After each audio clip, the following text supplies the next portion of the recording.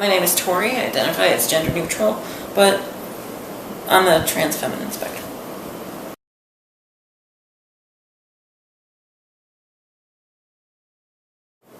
My story's kind of funny as far as growing up because I didn't realize people thought I was a boy until kindergarten.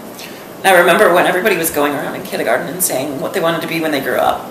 I had been reading a bunch of mythology and stuff, and I blurted out the most honest thing I could. I said I wanted to be a goddess.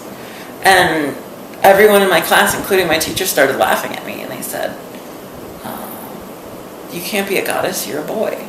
And that was the first time I realized that people saw me differently than I saw myself.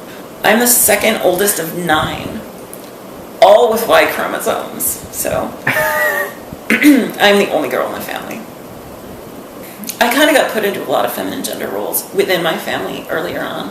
I think because being the second oldest and my brother being very unreliable, irresponsible, got kicked out of the house at 17 for knocking up his girlfriend and having a layer of cocaine this thick on his mattress.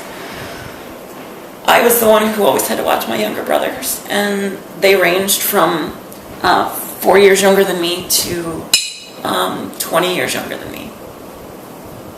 And the first time I went to college, my parents ended up paying for all my classes with the stipulation that I was the house nanny. So I watched the 3 youngest, a set of twins, and who are now 13, and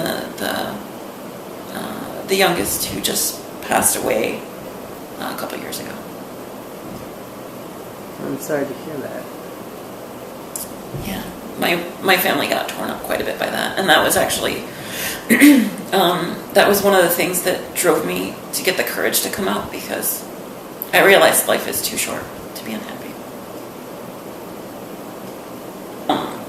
The only role models that I had of trans women were young sex workers and people who transitioned in their 40s and 50s. So I thought, it's clear that if you're young and trans, you're not employable. And so I thought it was something that if I didn't want to be a street worker, that I would have to wait until I was 40 or 50 to do. And then I met I came to Chicago in, I believe it was either 2007 or 2008. And I spent a week here, and I was staying with a friend, and one of the friend's roommates was a trans girl.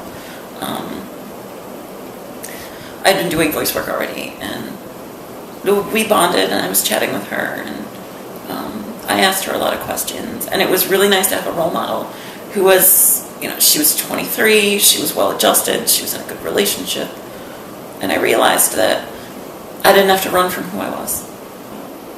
I think it was 3 things. It was my brother dying, and it was meeting Amy, and it was being with my husband and realizing that there was someone who was going to love me no matter what, and that I could be completely open with. And I don't think I would have come out if I didn't have him in my life.